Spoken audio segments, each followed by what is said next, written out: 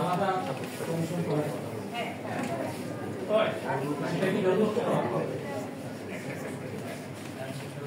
সেটা কি যথেষ্ট না?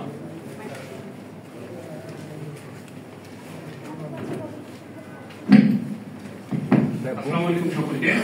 আমি ডাক্তার তৌফিক আহমেদ, সদস্য কেন্দ্রীয় কমিটি বিশেষ স্বাস্থ্য ক্যাডার অ্যাসোসিয়েশন। আপনার প্রশ্নের জবাবে আমি একটু জানাতে চাই, আপনারা নিশ্চয়ই জানেন যে আমাদের কমিটি হয়েছে দুটো। একটা হলো জনপ্রশাসন সংস্কার সংক্রান্ত কমিটি, 2 নম্বর হলো স্বাস্থ্য সংস্কার সংক্রান্ত কমিটি। কিন্তু জনপ্রশাসন সংক্রান্ত সংস্কার কমিটি তারা প্রকৃত স্বাস্থ্য ব্যবস্থাপনা বা স্বাস্থ্য সংস্কারের প্রস্তাবনা না দিয়ে তারা আপনাদের গণমাধ্যমের মাধ্যমে যেটা আমরা জানতে পেরেছি, তারা বললো যে স্বাস্থ্য ক্যাডারকে ক্যাডার বহির্ভূত তারা করবে, একই সাথে শিক্ষাকেও ক্যাডার বহির্ভূত করবে।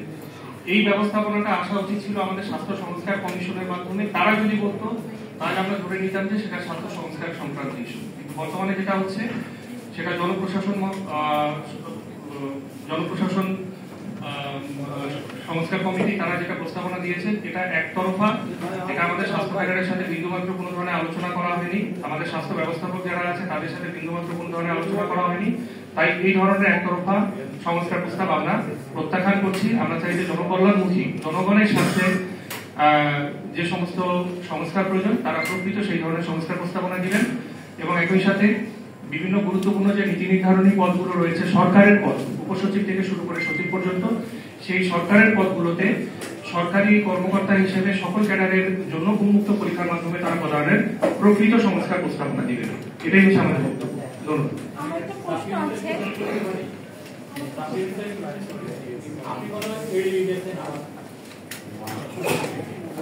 আমি বলেছি যে তারা তো সুপারিশ করেছে যে শিক্ষা এবং স্বাস্থ্যের জন্য আলাদা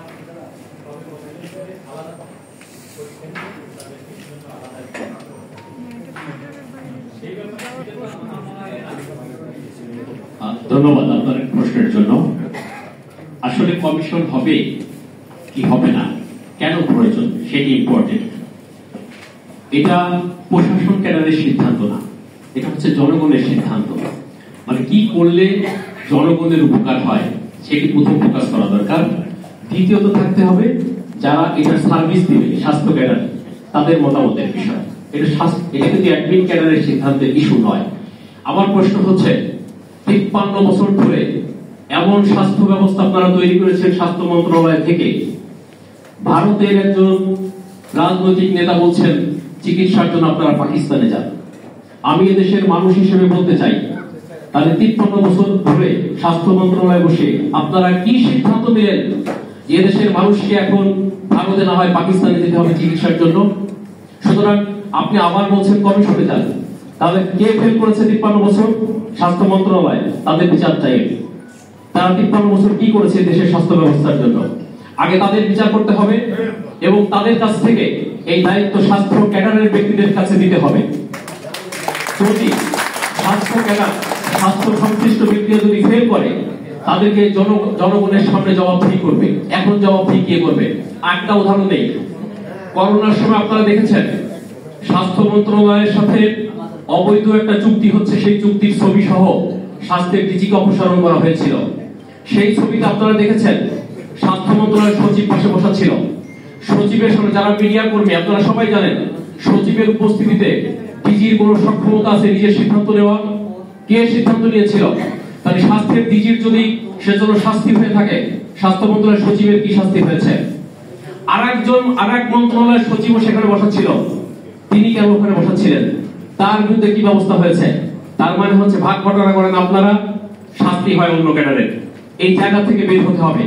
এদেশের স্বাস্থ্য ব্যবস্থাকে, এদেশের শিক্ষা ব্যবস্থাকে জনকল্যাণমূলক, জনগণের জন্য জনগণের সরকার তৈরি করতে হবে।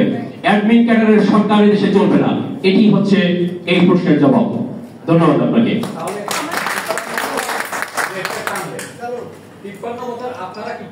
53 বছর আমাদের কিছুই আপনার এটা খুবই একটা প্রসঙ্গিক। আমরা কি করেছি আপনাদেরকে বলি, সকল ক্যাডারের মন্ত্রণালয় তো একটা ক্যাডার দখল করে আছে, অধিদপ্তরের সিনিয়র সকল পদ একটি ক্যাডার দখল করে রাখছে। আমাদের সিদ্ধান্ত কোথায়? আপনাকে একটা উদাহরণ দেই। শিক্ষানীতি 2010 তৈরি হয়েছে, শিক্ষা ক্যাডারের একজন লোক সেখানে নেই। সিদ্ধান্ত কে নিয়েছে তাহলে? তাহলে শিক্ষা ক্যাডার এদেশের শিক্ষানীতি কেউ না। তাহলে জনগণ তো আমাকেই প্রশ্ন করবে যে আপনি যদি শিক্ষা ক্যাডারের লোক হন, ভাই শিক্ষার কি হচ্ছে? কিন্তু আমি কিভাবে জবাব দেবো? কারণ নীতি নির্ধারিত আমি না। সুতরাং আমাদের এই জন্যই কোয়ারি হচ্ছে, যে সেক্টরের ব্যক্তি সেই সেক্টরের ব্যক্তিকে তার নীতি নির্ধারণের দায়িত্ব দিতে হবে, তাকে জনগণের জবাবদিহিতা আনতে হবে। সে যদি না পারে জনগণের জবাবদিহি করবে। কিন্তু সিদ্ধান্ত ব্যক্তি ক্যাডার আর মানুষের রোশনালে পড়বে আরেকটি ক্যাডার, এটা তো হতে পারে না। আপনারা কি সেটা চান? না। সুতরাং সেটি হবে সমাধান। যে আরেকটি প্রশ্ন করতে চেয়েছিলেন, আমাদের বিভিন্ন সময় আপনারা বলি 2012 সালেও স্বাস্থ্য ক্যাডারকে এই ক্যাডার বহির্ভূত করার আন্দোলন করেছিল বিভিন্ন সময়। আপনারা জানেন শিক্ষা ক্যাডার এই সচিবালয় ঘেরাও করেছিল। আপনারা জানেন শিক্ষা ক্যাডারকে বিভিন্ন ভাগে বিভক্ত করা হয়েছিল, বিভিন্ন ভাবে স্বাস্থ্য ক্যাডারকে বিভিন্ন ভাগে ভাগ করে রেখেছে, নার্সদেরকে ডাক্তারদের সাথে কনফ্লিক্ট করে রেখেছে। কারা করে রেখেছে এটা? এবং একটি হসপিটালের একজন ডাক্তার তিনি সিদ্ধান্ত নিতে পারেন না যে এই হসপিটাল কিভাবে চলবে। সুতরাং স্বাস্থ্য ক্যাডারের কাছে, সকল ক্যাডারের কাছে তার খাত বুঝে দিতে হবে এবং এমন আইনের কাঠামো আনতে হবে জনগণের কাছে যেন তারা জবাবদিহি করতে বাধ্য হয়। জি,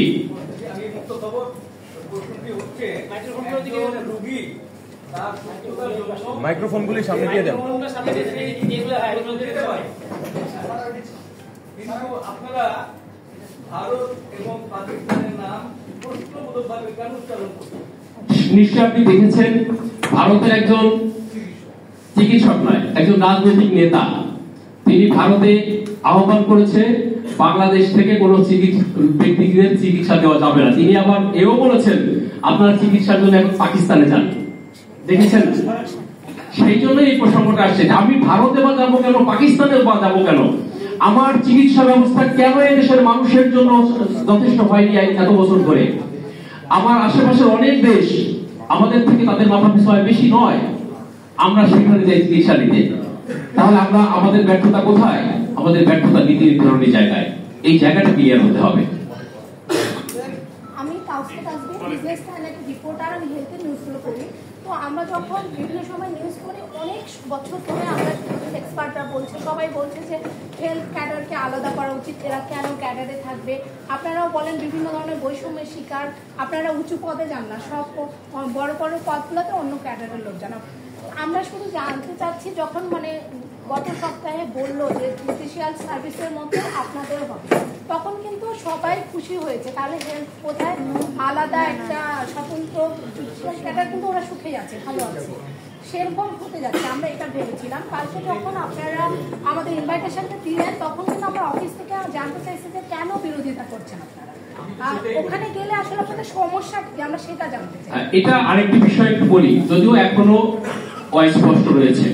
কারণ জনপ্রশাসন সংস্কার কমিশন যেটা বলেছে সেটা আসলে উচিত ছিল স্বাস্থ্য ক্যাডারের সাথে বসে এটা নিয়ে আলোচনা করে কি করতে চাচ্ছে সেটা ক্লিয়ার করা। তা না করে তারা জনসম্মুখে বলে আসলে বিষয়টা উস্কে দিয়েছেন। এটি একটু বলি যে আপনি যদি আমার এই জামাটাকে চেঞ্জ করে আমার এই মানুষটাকে আরেকটা জামা পরিয়ে দেন, আমি কি ভালো হয়ে গেলাম? তাহলে প্রশ্ন হচ্ছে, স্বাস্থ্য ক্যাডারকে যদি আলাদা কমিশনের অধীনে দেওয়া হয় আর স্বাস্থ্য মন্ত্রণালয় যদি ওই সচিবরা বসে নীতি নির্ধারণী করেন, কি হবে? সেটা তাহলে আগে ক্লিয়ার হতে হবে। 2 নম্বর হচ্ছে, ক্যাডারে থাকলে কি সমস্যা হচ্ছে সেটা আমাকে আগে জানতে হবে। তাহলে ক্যাডার থেকে বের করলে কি সমাধান হয়ে গেল? নীতি নির্ধারণীর জায়গায় কারা, সেটা আগে সিদ্ধান্ত নিতে। এটা হচ্ছে, আপনারা জানেন 2018 সালে ছাত্ররা যখন আন্দোলন করেছিল, তৎকালীন প্রধানমন্ত্রী কিন্তু রাগের বশে বলেছিলেন তোমাদের সব দিয়ে দিলাম। পেয়েছে? এটা হলো রাগের বশে বের করে দেওয়া। আন্তঃক্যাডার বৈষম্য নিরসন পরিষদ যখন সকলের দাবিকে সমান করতে বলেছে, তার সাথে যখন স্বাস্থ্য ক্যাডার একীভূত হয়েছে, এখন এটা ডিভাইডেড রোল। স্বাস্থ্য আর শিক্ষাকে আলাদা করে দিলাম, গন্ডগোল লেগে যায়। আমরা এই চক্রান্তে এবার বুঝেছি। আমাদের আগে হচ্ছে তাদেরকে বলতে হবে তারা আলাদা করতে চায় কেন। 2 নম্বর হচ্ছে, কার অধীনে আলাদা করবে, তখন কে এটার নেতৃত্ব দিবে, কার নীতি নির্ধারণীতে স্বাস্থ্য সেবা চলবে। স্বাস্থ্য সেবা কে যদি আমরা কনভার্ট করতে চাই তাহলে স্বাস্থ্যের অধীনেই দিতে হবে। তাহলে স্বাস্থ্য মন্ত্রণালয় ছাড়তে তাদের সমস্যা কোথায়? স্বাস্থ্য মন্ত্রণালয় সেটা তো তারা বলছে না। স্বাস্থ্য মন্ত্রণালয় স্বাস্থ্য ক্যাডারকে দিলে সমস্যা কোথায়? স্বাস্থ্য একজন ডাক্তার তো এই বাংলাদেশের সচিব ছিল, স্বাস্থ্য সচিব ছিল, তারা আস্তে আস্তে দখল করে নিয়েছে। তারা ছেড়ে দিই, তাহলে তো স্বাস্থ্য ভালো হয়ে যাবে। এরপরে যদি স্বাস্থ্য মন্ত্রণালয় অধীনে যদি স্বাস্থ্য ক্যাডার যাওয়ার পরে যদি স্বাস্থ্য সেবা জনগণের জন্য কল্যাণময় না হয়, অবশ্যই স্বাস্থ্য ক্যাডারকে তখন জনগণের সামনে জবাবদিহি করবে। কিন্তু এখন কেন? এখন হচ্ছে শুধুমাত্র যখন আমরা ডিএস স্কুলের কোটা নিয়ে বলেছি যে আপনারা ডিএস স্কুলের কোটা, এই কোটা মুক্ত বাংলাদেশ চাই, তখন দেখছে যে স্বাস্থ্য ক্যাডার যদি থাকে, এরা মেধাবী মানুষ, এরা ডিএস স্কুলে ঢুকে যাবে, এটা তাদের প্রবলেম। That's the reality. সুতরাং আমরা বলতে চাই, আমরা জনগণের জন্য জনকল্যাণমূলক সরকার গঠন করতে চাই। সেজন্য যদি মনে হয় সকল ক্যাডারকেই বিলুপ্ত, ক্যাডার সার্ভিস কয়টা দেশে আছে পৃথিবী? মাত্র 2-3টি দেশে আছে। প্রয়োজন হলে ক্যাডার সার্ভিস বিলুপ্ত। আসলে তো বিলুপ্ত ইম্পর্টেন্ট না, ইম্পর্টেন্ট হচ্ছে যে নীতি নির্ধারণী কি। স্বাস্থ্য ক্যাডার থাকলে কি সুবিধা হচ্ছে? স্বাস্থ্য ক্যাডার থাকলে কোনো অসুবিধা আমরা দেখছি না। আমরা দেখছি স্বাস্থ্য ক্যাডার স্বাস্থ্য সংশ্লিষ্ট সিদ্ধান্ত নিতে পারছে না। স্বাস্থ্য ক্যাডারকে স্বাস্থ্য সংশ্লিষ্ট সিদ্ধান্ত নেওয়ার রাইট দিতে হবে, তাহলে সকল সমস্যার সমাধান হয়ে যাবে। ধন্যবাদ আপনাকে।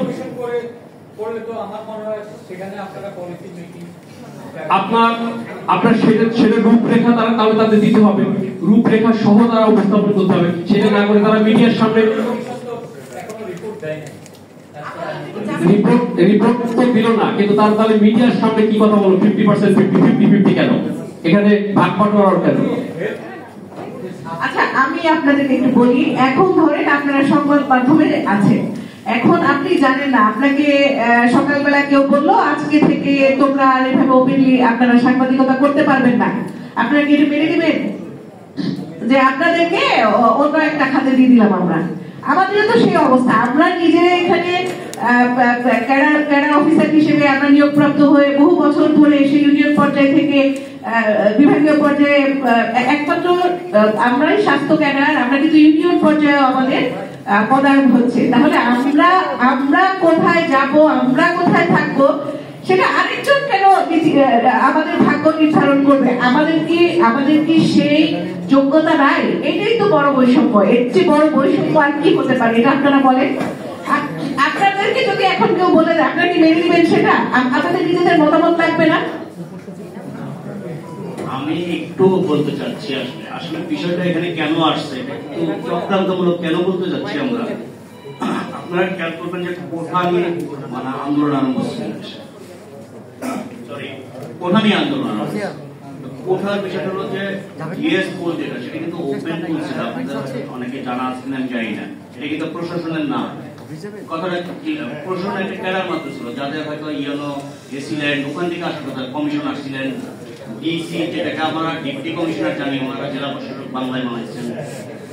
প্রকৃতির আন্দোলন থেকে কিন্তু এটার উদ্দেশ্য এরকম ছিল, কিন্তু প্রকৃতি দেখেই তারা জানে যে ডাক্তার, কৃষিবিদ এবং চিকিৎসক শিক্ষা এদেরকে আলাদা করা প্রয়োজন।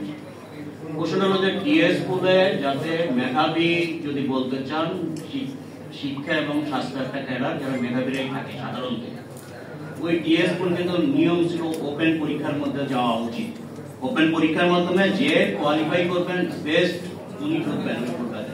ওটা কিন্তু কারোর জন্য না, কোনো ক্যাডারের নির্দিষ্ট ছিল না। এই ডিএস স্কুল ওপেন করা নিয়ে দাবিটারই হয়তো এটা সারমর্ম হলো ক্যাডার থেকে যাতে পেয়ে যেত, এখানে আর ডিএস স্কুলে যাতে এরা না আসে। আমার কাছে এটাই মনে হয়, সেটার কোনো কারণ না।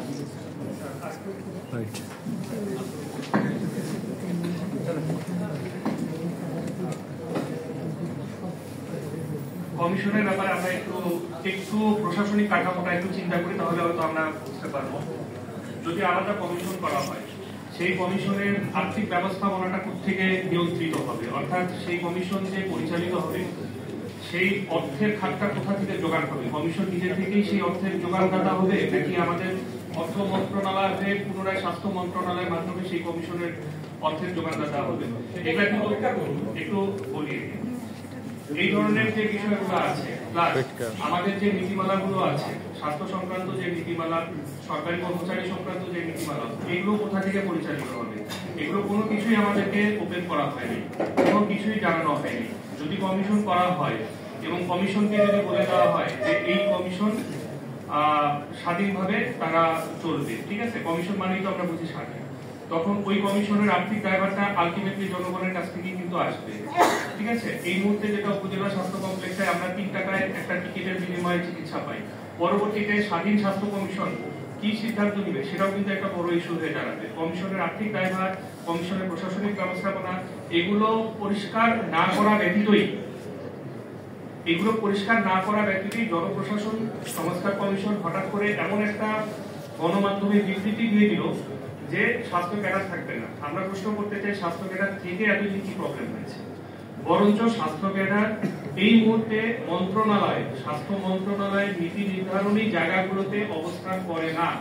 স্বাস্থ্য অধিদপ্তরের ডিজি মহোদয়, স্বাস্থ্য শিক্ষা অধিদপ্তরের ডিজি মহোদয় বা অন্যান্য ডিজি মহোদয় তারা শুধুমাত্র একজন সদস্য, তারা কিন্তু কেউ প্রকৃত নীতি নির্ধারক না। যদি প্রকৃত নীতি নির্ধারণী জায়গায় স্বাস্থ্য ক্যাডারকে না বসিয়ে স্বাস্থ্য ক্যাডারকে বের করে দেওয়ার একটা সিদ্ধান্ত জারি করা হয়, তাহলে আমরা প্রশ্ন করতে চাই যে এতদিন তাহলে কাদের ব্যর্থতা ছিল? কেন তাহলে এই বের করে দেওয়ার প্রক্রিয়াটা চালু হলো? এটার সাথে জনগণের স্বাস্থ্যের কি সম্পর্ক?